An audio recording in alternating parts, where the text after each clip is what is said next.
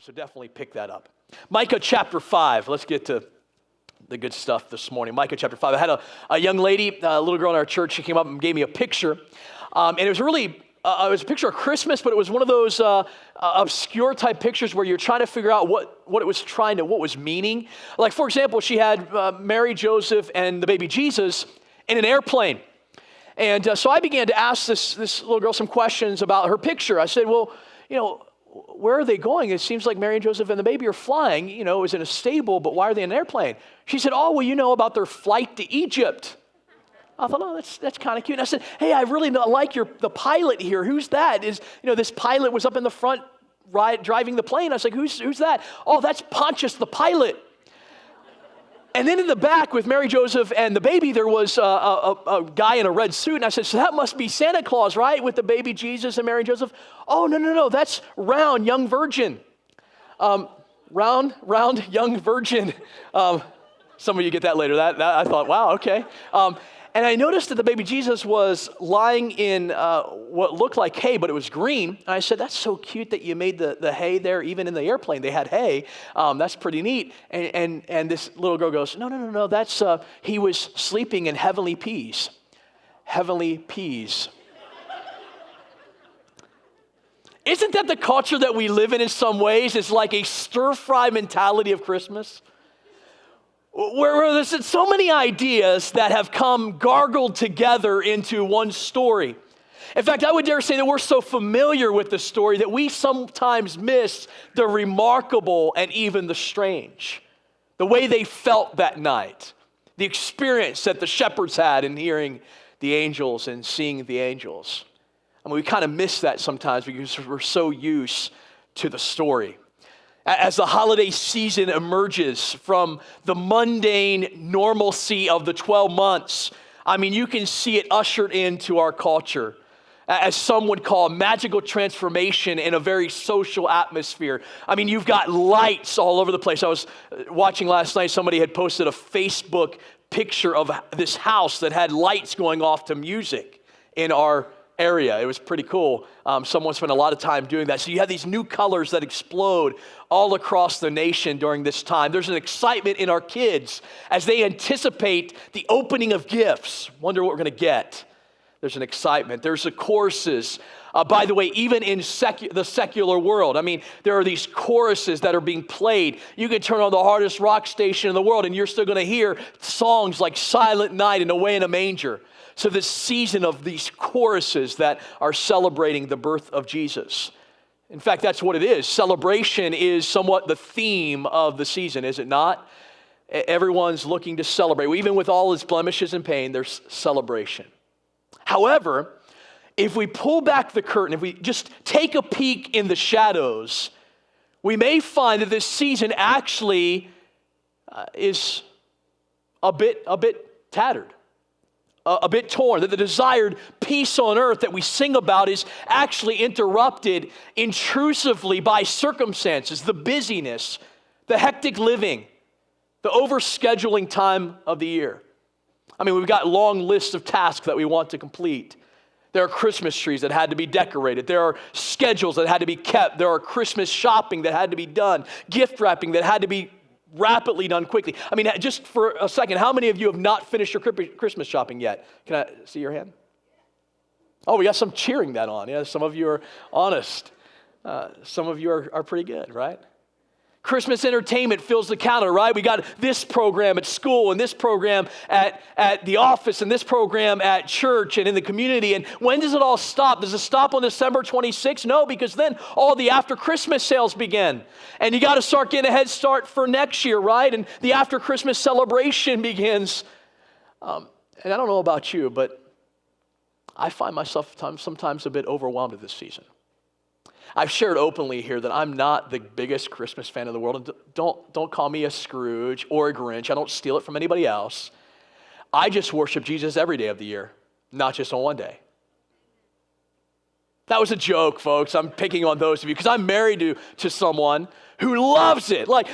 Just loves to make stuff and celebrate. And let's put more lights up. And I almost had her the other day had her saying, I really start to feel that I don't like Christmas as much. And I was almost there, and I thought, come on, you can do it, say it. And she just barely, she couldn't even get it out because she loves the season so much.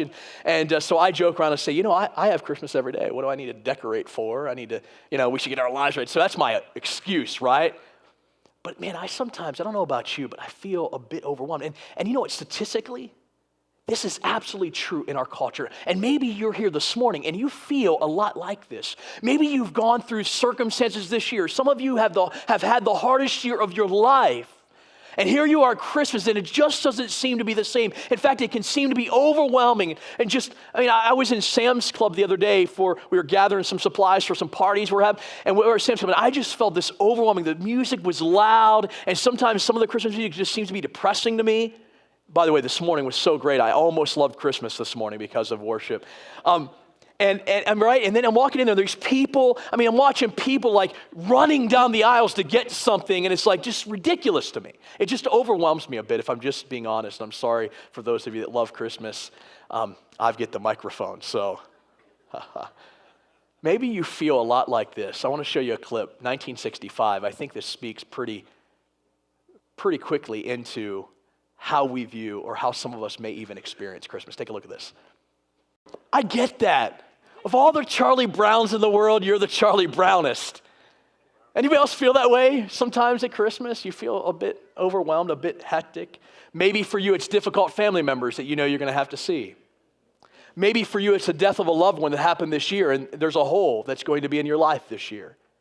Maybe there's the financial strain of the difficult economic times that we face. Maybe it's the isolation that Christmas can bring when people are getting together and you don't have as many people as someone else. Maybe for you, there's a bit of loneliness that happens.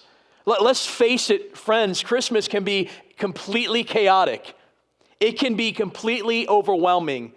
And at times, it can be completely disturbing in our lives. In fact, statistically, this is true. Let me give you some facts. The survey taken by the National Center for Health and Statistics found that more than half of all people in America suffered what they called moderate to excessive stress over the 2 weeks preceding Christmas. Moderate to excessive stress. Over 50% of people admitted they had spent more than they could afford at Christmas.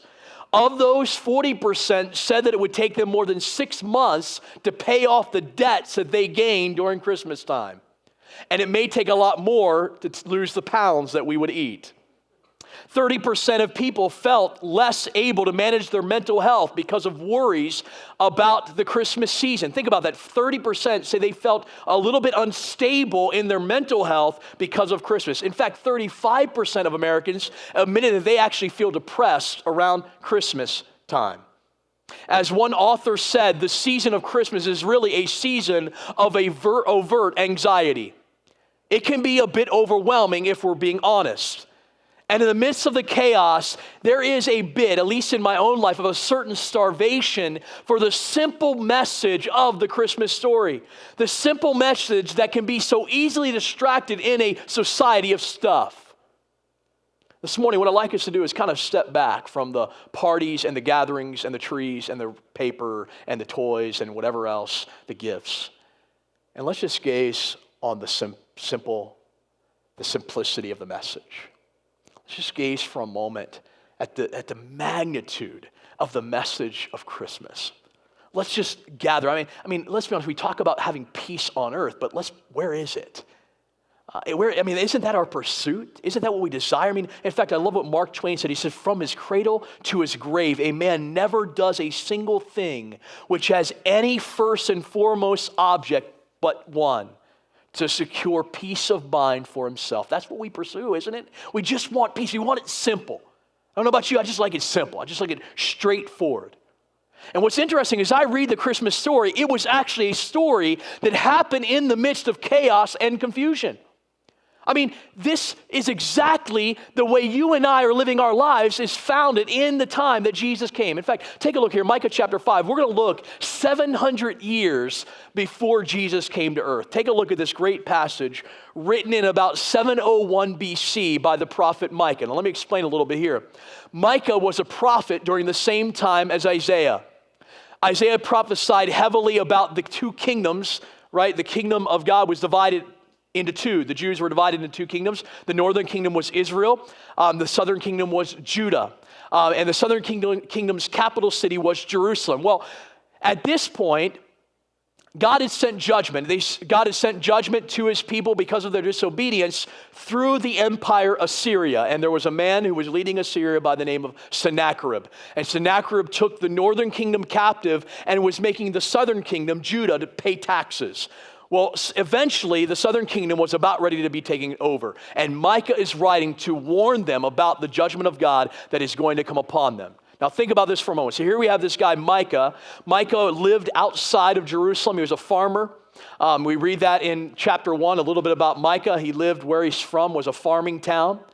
And he is writing about what God is doing in the midst of it, in the midst of their land, in the midst of their pain. In fact, there was great confusion. Take a look at verse 1. Micah chapter 5, verse 1. Now muster your troops, O daughters of troops.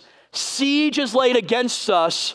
With a rod they strike the judge of Israel on the cheek. Now, I know if we just read that, you're going to think, wow, this is going to be a really interesting Christmas message where we're talking about seizing troops and let's going into battle. Well, this is actually meant to be a little bit humorous because Micah has already told them that judgment is going to come and this is going to be destruction. They're going to be taken captive. In fact, this is so bad. Turn back a page and read chapter 4 and take a look at verse 9. This is the reaction of the people. Verse 9. Chapter 4, verse 9, now why do you cry aloud? Is there no king in you? Has your counselor perished? That pain seized you like a woman in labor? Writhe and groan, O daughter of Zion, like a woman in labor, for now you shall go out from the city and dwell in the open country. He says here, listen, it's so bad right now that it's almost like you're crying like a woman in labor. It's so devastating right now that it's almost like you are overwhelmed. He's writing to a nation that's in distress. He's writing to a city that is under siege. He is writing to a people that are in economic crisis. The economy is in tatters. The king has been humiliated, and the people of God saw little hope. He says it's like a woman giving birth in pain. And you know, having been with my wife in the midst of labor and being able to observe, I mean, you think about a woman giving birth, you don't think about the hope of the baby coming. You're hoping the baby comes, but the pain in that moment is overwhelming, is it not? Ladies who have babies, I speak of it from a distance. I get that. But I saw it. I understand. There's pain. And that pain in that moment, it doesn't matter the baby's coming, it's pain. And that's the image here. It's like you're crying out of pain. There's disruption. There's chaos. And so he begins chapter 5 and says, hey, daughters of troops, call the troops. In fact, the word there means to build a wall. Build a wall of troops. Get troops together. Now, this is meant to be a bit funny by Micah. And obviously through the inspiration of the Holy Spirit. Because think about what he's saying here. He actually is calling them out and saying, hey, girls, daughters, get your troops together. Now, this is not meant to be sexist. But it's like the prophet is saying here, hey, daughters of troops, gather your troops. Well, daughters aren't going to gather troops. That's actually meant to be a bit funny here. Hey, ladies, go get your troops. It's time to do battle. If you got to call the ladies to get the troops, then there's a problem. Do you see what I'm saying? The men aren't rising up. And that's the picture here that Micah is painting is, hey, now we're at the point where we're going to call the ladies to go get the guys because the guys aren't fighting because they're being destroyed. They're being taken captive. This is a devastating, chaotic moment in Israel's history. And Micah, which is actually beautiful, the name of Micah actually means one who sees something like the Lord. In fact, in chapter 7, verse 18, we find the culmination of the prophecy of Micah where he says, who is like you, God? That's what Micah named mean. There's no one like God when you see him. So Micah is able to see behind the scenes and see in the midst of their distress, in the midst of their despair, there is a message of hope. In the midst of it, here in the midst of desperation and bleak and dark times, there is good news that God gives them a promise. Now, what's interesting, this is pretty powerful, but God, every time there's a prophecy of condemnation against his people, there's always a prophecy of hope. There's always an answer. There's always a display of mercy and grace to his people. This is the beauty of God. This is the magnificence of God, is that he always offers a kind of a side note to prophecy, even in judgment, is that there's still hope, there's still grace, there's still mercy. By the way, even in the end, if you read the book of Revelation, there is still mercy and hope being played out, even in the end times. God is always offering that because of his greatness. Notice what he says. Micah chapter 5, verse 2, we find this message of hope. Micah says this, but you, and I love, one of my favorite words in all the Bible is but, because there's a contrast. But you, O Bethlehem Ephrathah, by the way, Ephrathah was another name for Judah. O Bethlehem is kind of giving the city and state, the city and nation, Bethlehem Ephrathah, who are too little to be among the clans of Judah. From you shall come forth for me one who is to be the ruler in Israel, whose coming forth is from of old, from ancient of days. Therefore he shall give them up until the time when she who is in labor has given birth. Then the rest of his brothers shall return to the people of Israel. Micah here sees a message of hope in the midst of this bleak and dark time. And he says, here's where it's going to be.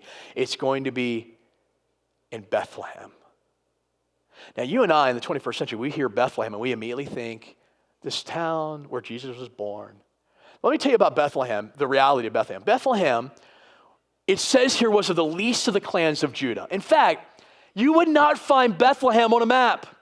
Bethlehem was a one stoplight town. In fact, the Jews had a law that said that you would find lambs to take to the temple in between Bethlehem and Jerusalem. Jerusalem and Bethlehem were about 6 miles apart. It was a little podunk town where shepherds lived outside of Jerusalem. It's a lot like Hancock, Berkeley Springs. All right, a little better than that. Let's go Clear Spring. It's Clear Spring, right?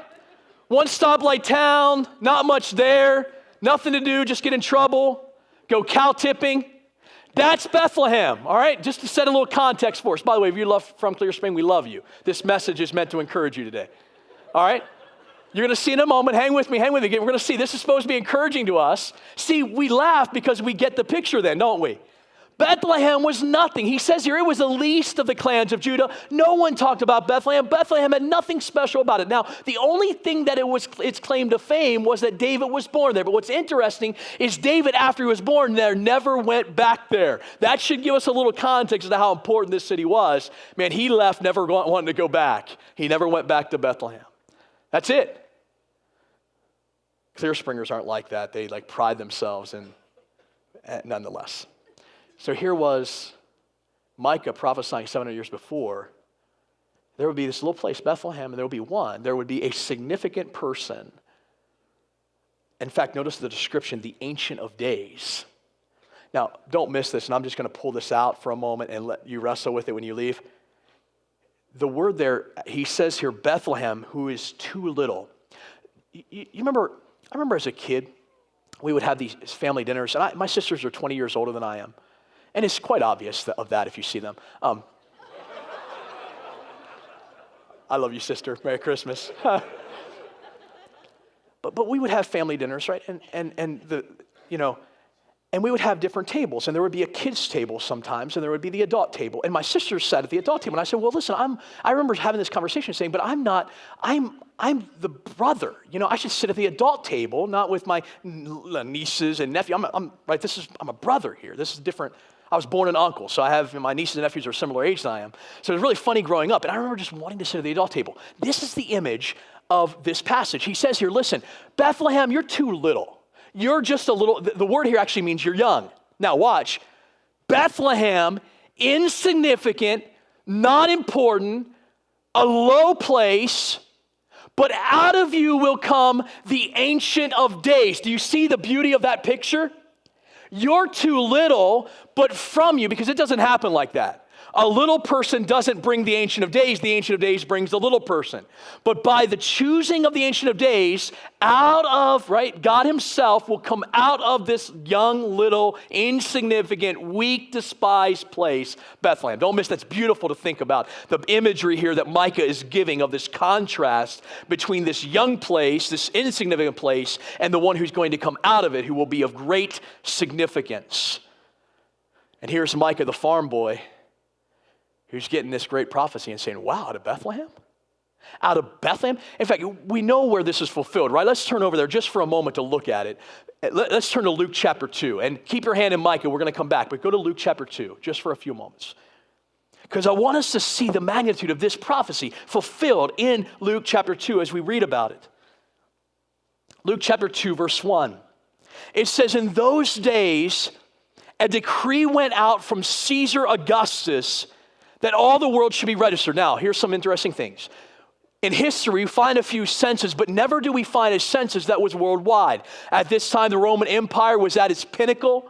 Things were happening, things were cruising. They had conquered most of the world. In fact, the Caesar at that time was a Caesar named Octavian.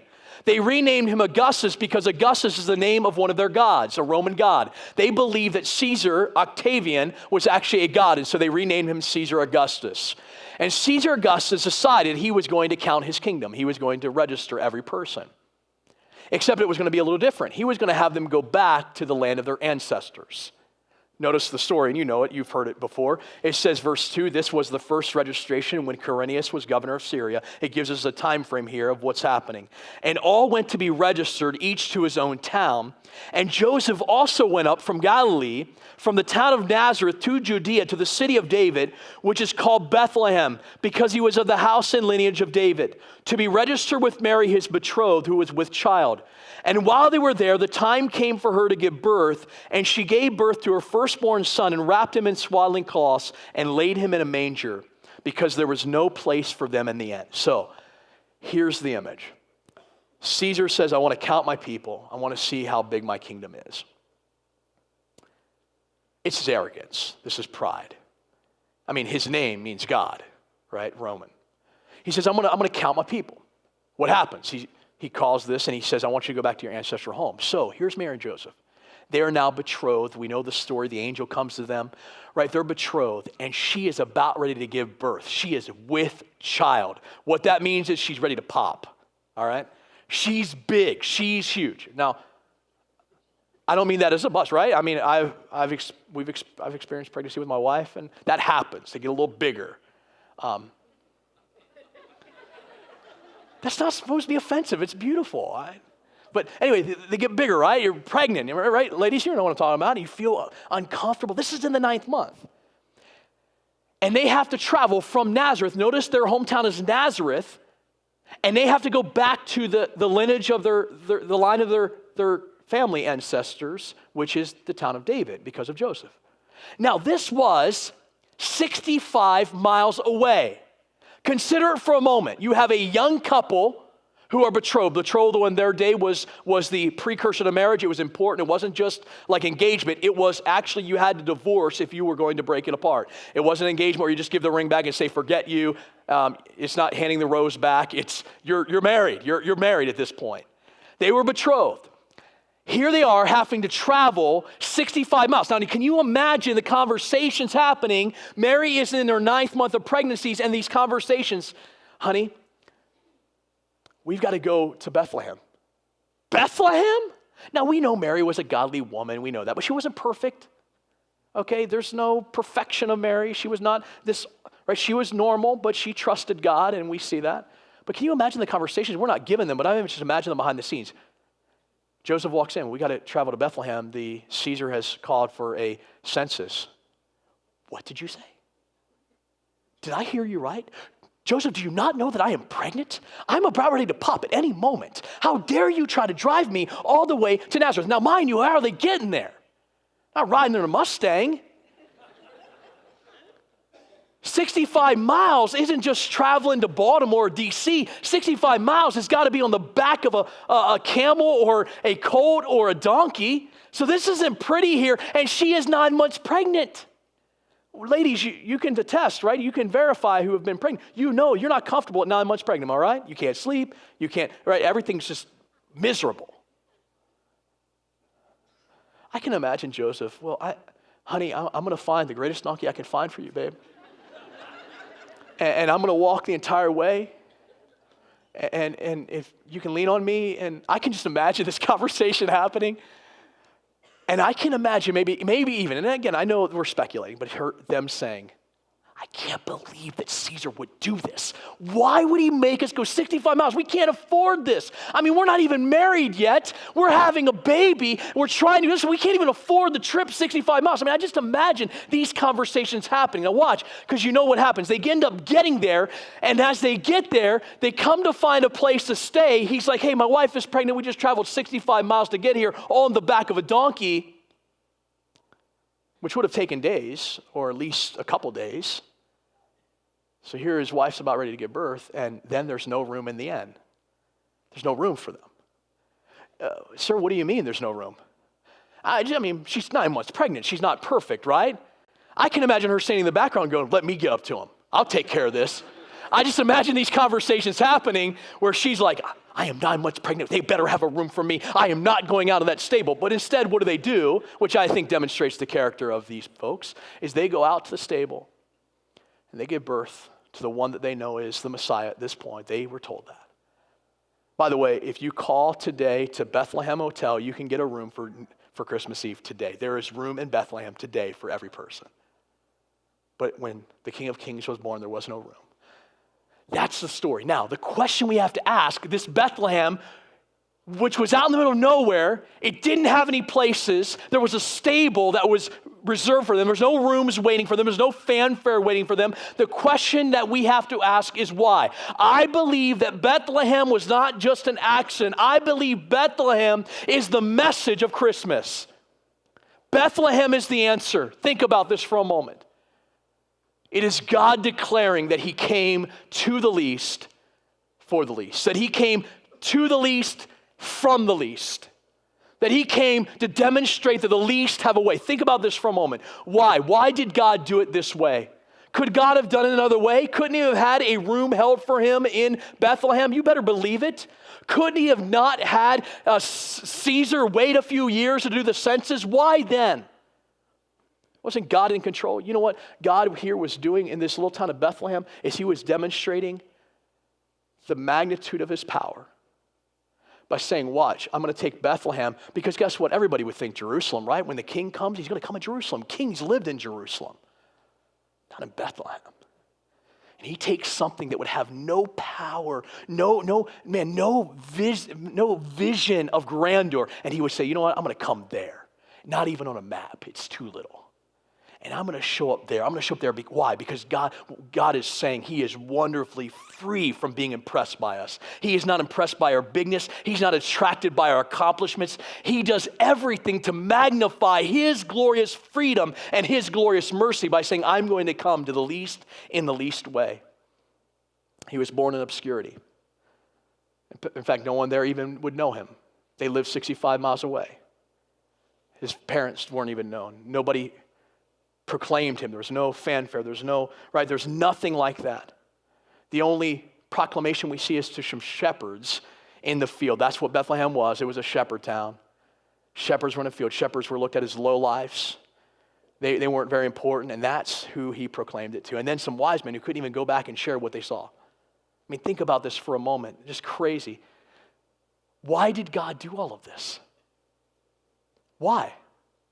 Like if I was God, I would have come and the angels would have gone, boom, boom, boom, here he is, make the train ready in Jerusalem, walking in, the King of Kings. Lord. That's how I would have done it, right? Why Bethlehem? Why Bethlehem? It's funny, I this past year during baseball season, one of the things I love to do and help out is over at the Little League my boys play in, I do some announcing. And it's like my childhood dream, like to get up there and be like, and now batting. Number 22 from Hagerstown, Maryland. Welcome. That's just kind of fun, and it's so much fun. Like I do it for the Little League, and then sometimes the little kids, like these little T-ballers, get their name announced, and you see their face. Like even the 7 and 8 year old league, man, when they get announced, they get up there, and you can watch them. They get up there to bat, and you announce their name, now batting, whatever their name is. And they take the plate, and you can see that they get even meaner. They hit the plate harder because they get their name announced. There's something about it, right? Something about getting your name announced. It's like the childhood dream, right? Baseball, now batting, number 8. Here was Jesus. No announcement. To some shepherds who were not even looked at as experts. Now, why? Here's why. The Bible makes clear that he who was rich became poor. Why? Why did he do this? Why did Caesar call a registration? Well, the Bible makes clear it was for us. Why did he call them to Bethlehem? It was for us. Why was there no vacancy signs all over Bethlehem, that there was no room in the inn? It was for us. Why was he laid in a manger? It was for us. And by the way, it was also for the shepherds, because they would have never been able to see him in a palace everybody was welcome to go see a stable. The stable would have been open to the shepherds. That's where they took the animals.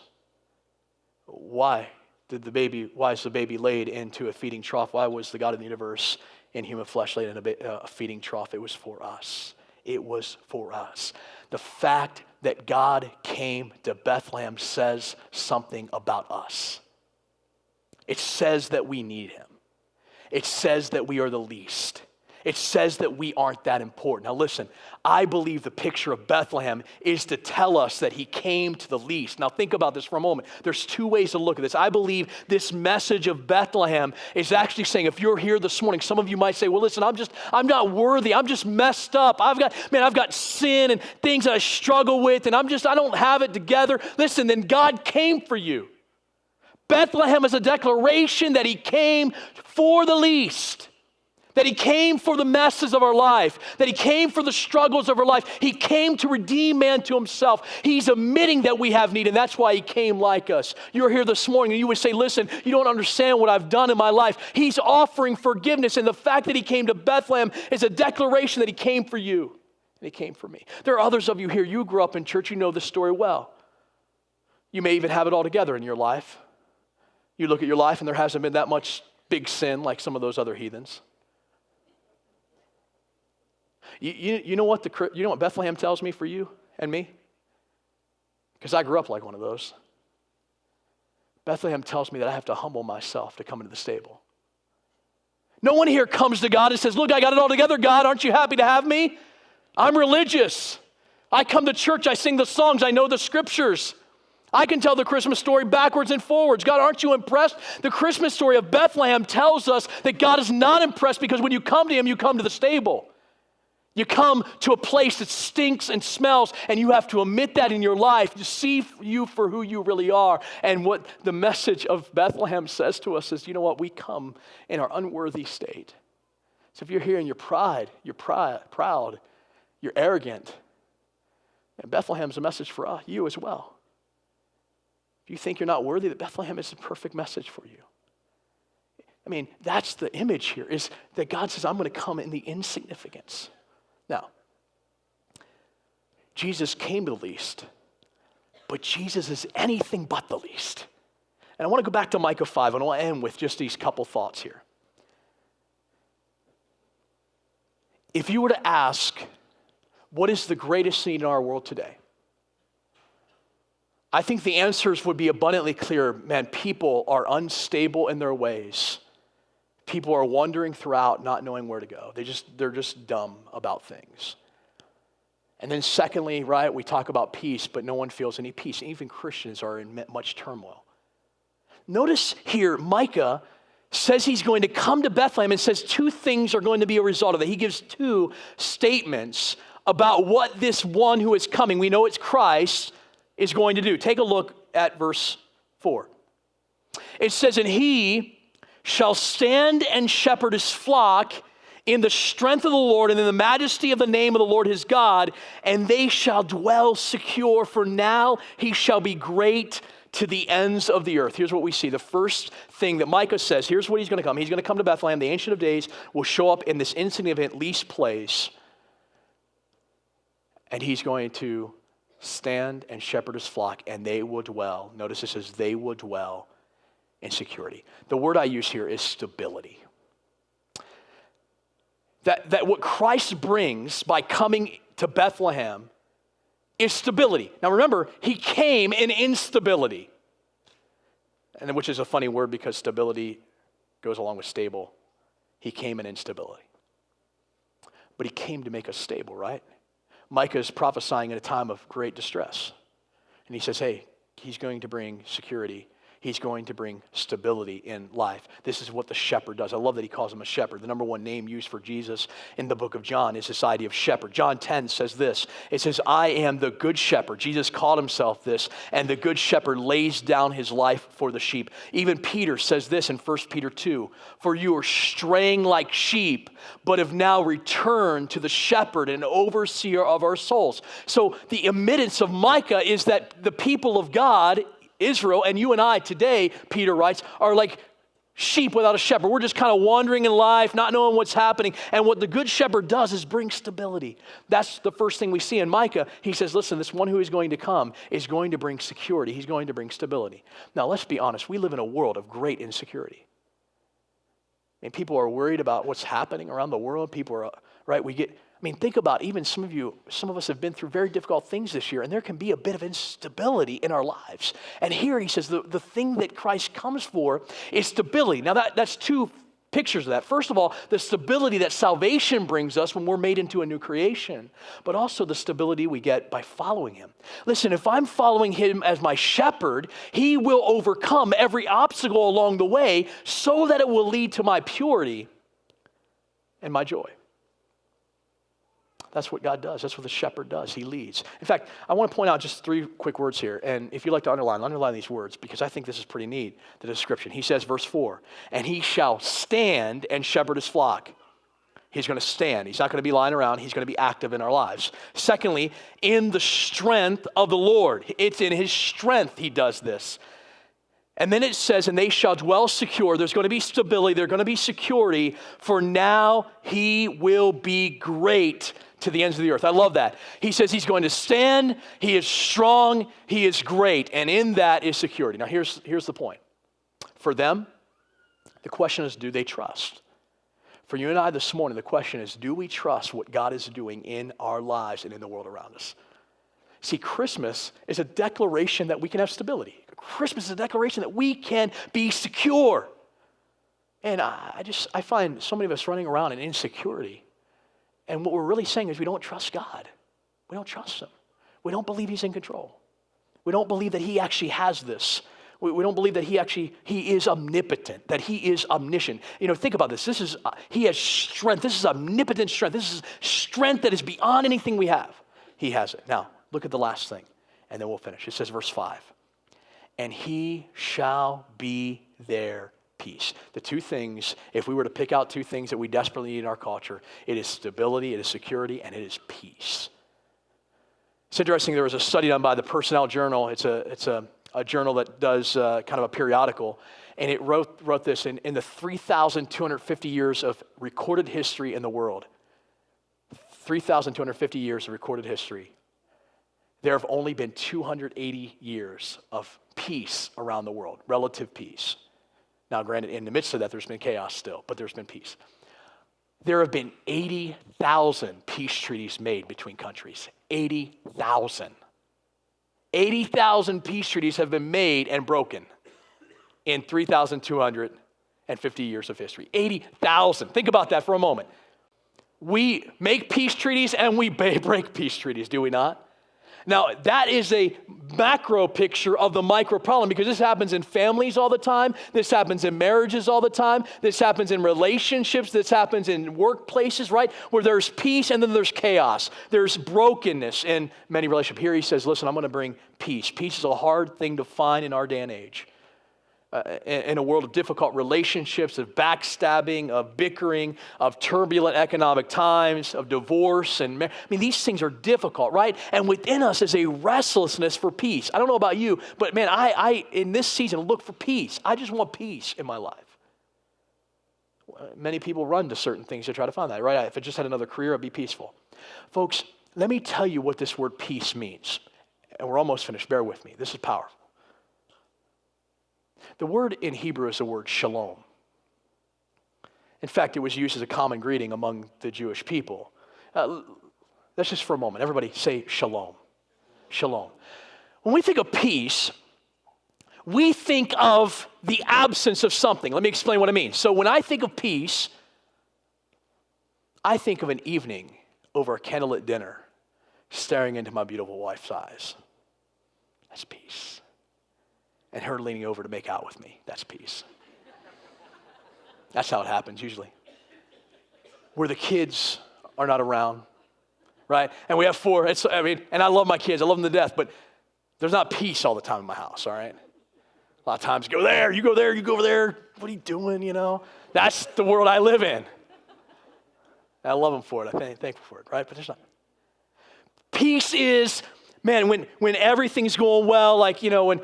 Man, peace is a week where you don't find somebody dying, or somebody getting cancer. I mean, for me as a pastor, it just seems to be overwhelming of people hurting and in pain. And my heart is always to want to help, and then I sometimes fail because I don't always fulfill that help, because I always come in like, yeah, I want to help any way I can. And then sometimes I'm like, oh, maybe I overcommitted, I didn't know. And that's me. And sometimes you just want peace. You just want how to have peace, right? Whenever we think of peace, and you can think of it, right? Maybe for you, peace would be, man, if I just got another job. If I could, man, peace for me would just be, man, if my husband would just go away for a little bit, I'd have some peace. Or maybe you're saying, man, if my wife would just zip it for a while, there'd be peace in our house, right? You know what I'm talking about, right? Whenever we define peace, I'm not saying that, I'm quoting you, okay? Whenever we think of peace, what do we think of? Follow me. Take something away to create a state of peace. Shalom in the scripture is always an additive to our life. When the Jewish people would say shalom, it wasn't take something away to get peace. It was may you gain peace, may you have peace, may you add peace. Peace is actually the addition of something more valuable than all the things that we have. It's not the absence of something, peace. So it's not, hey, let's get rid of wars, we'll have peace. It's let's add the person who can change our lives, the person who brings peace, and then you will have peace. In fact, peace is a virtue of stability. If I understand that I'm following a shepherd who will never fail me, guess what happens in my life? I have peace. Peace is not the change of a circumstance. Peace is in the midst of it. It's in the midst of it. It's not the absence of something, it's the vitality of wholeness. In fact, I love what Martin Luther wrote this. He said, true peace is not the absence of some negative force or tension. It is the presence of positive justice, goodwill, and brotherhood. Peace is the presence of God. That's what peace is. It's funny, I remember hearing the story about a king at Christmas time. He built this palace and finished it up right around Christmas time over the kingdom. And he asked his constituents of his kingdom, he said, I want to decorate the front hall of this so that people could come in and they could walk through this area of the palace. And so he said, what I want to do is I want to hang art on the walls, these big pieces of art. And so I need all the artists of the kingdom to come. And I want to find a painting that demonstrates and stimulates peace and tranquility. And so he called all the artists of the kingdom together and he said, I want you to paint me something that's peaceful. And he went through each of them, and at the end he came with two of them left. And he was looking at them and he had to make a choice between these two. The first one was a painting, this beautiful painting of a little boy overlooking the kingdom lake. It's a beautiful lake, and the lake was absolutely still. And the little boy was peering into the lake, and the lake was shining back his reflection with great clarity. The second painting the king saw what was of this waterfall and rain and storm that was overlooking this lake, the same lake that was founded in the kingdom. And there was this rushing rain and the waterfall, and the water was just torn up and just tumultuous in its form. And there beside the lake was this tree, and this tree was kind of growing over the lake a bit as the storm was coming down. And inside this tree was this little tiny area. And the king looked and gazed into it, and there was this nest. And inside the nest, there was a little head of the birds that peeked out. And the obvious conclusion was that this bird was sitting on her eggs. The king made the choice. He said, I'm going to choose that painting to represent peace and tranquility in this great hall of the kingdom. And they asked him, they said, why? And he said this, because peace, there's always two elements. There's tranquility, there's energy, there's silence, and there's turbulence. There's creation and there's destruction. There's fearfulness and yet there's fearlessness.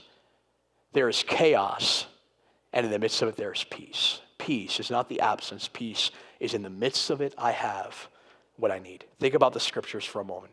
Jesus said, peace I leave with you. My peace I give to you. Not as the world gives us do I give. Let not your hearts be troubled, neither let them be afraid. Ephesians 2, for he himself is our peace. Paul writes in 2 Thessalonians, now may the Lord of peace himself give you peace at all times and in every way. I love that. The Lord of peace give you peace. Isaiah writes this, a contemporary of Micah, you keep him in perfect peace, whose mind is stayed on you. Why? Because he trusts you. Notice that. My mind is stayed on you. Why? Because I have stability in trusting him. Peace is a byproduct of stability. Micah wrote this, maybe not understanding fully the implication of that, but that the Messiah would come, and from him would be the things he offers: stability, security, and because of that, there would be then peace. You might look at your life right now and say, Dave, there is anything but peace right now. My life is chaos right now. But then you need to grab to the Prince of Peace, that in the midst of it, listen, it's not change your circumstance and find peace. It's, can you in the midst of your circumstance be secure in knowing that God has it, and be secure in knowing that he brings peace because you know him. He brings a peace of mind to know that in the end, he has it figured out. He has this all. It is the presence of Christ in your life. That's Christmas. That's Christmas. Will you let God invade whatever it is that maybe causing you not to experience that stability and peace? I want to end with this. Maybe you're here this morning and you don't know Christ. This is a perfect time to accept Christ, Christmas. You're here this morning. Listen, you can look all over the world for peace. You're not going to find it. And in fact, the Bible makes clear it's only going to get worse. I mean, the world's going to continue to go down the tubes in many ways. I mean, there are going to be more and more issues that are going to rise up. It's just going to happen. But listen, that doesn't mean that you have to live without peace. Peace is founded not in a circumstance, but in a person. That's what Bethlehem reminds us of, is there in this little town, this quaint little town that was known, by the way, for its peace. It's kind of a place you would go if you just want to go look at the mountains and go look at the hills, and you can see some sheep and shepherds, and that's about it. Isaiah writes, you're at perfect peace whose mind is stayed on him. You want peace this morning? You want stability? You're wondering about your life? You have insecurity? And by the way, I know some of us, right, we can look like we have it all together, but inside it's really insecurity, and we're hiding it behind confidence. But inside it really is because we're guarding ourselves. I see that all the time in people. I got it all together. No one bothers me. Nothing, right? Words don't hurt, things don't hurt, right? But in the end, it's really insecurity. You're just hiding it. This morning, would you give your life to the Prince of Peace who came to die on a cross for you, who came in our chaotic world, who came in the disruption of, and even understands the disruption our sin makes because he took it upon himself. And this morning, would you give your life to him and say, you know what you did for me is enough, and then you walked out of a grave. If you're here this morning, you know Christ. Listen, some of you have gone through the most difficult time of your life this past year. Are you able to say this morning, can you say, man, I have perfect peace. It's chaos right now. The storms are brewing around me. I mean, it's just overwhelmingly chaotic. Maybe you're still fighting a battle. You don't need to fight. And this morning, you're just going to wave the white flag and say, you know what? I'm taking the peace I have in you, Christ. I don't know what it's going to hold, but I know you're a shepherd who will not fail your sheep. I don't know what I'm doing. I don't know where I'm going, but I'm going to follow you. I'm going to find the peace that came to Bethlehem. Maybe you're here, you're the least, right? We're the least. That's Bethlehem. We're the least. Let's stand together as we pray this morning.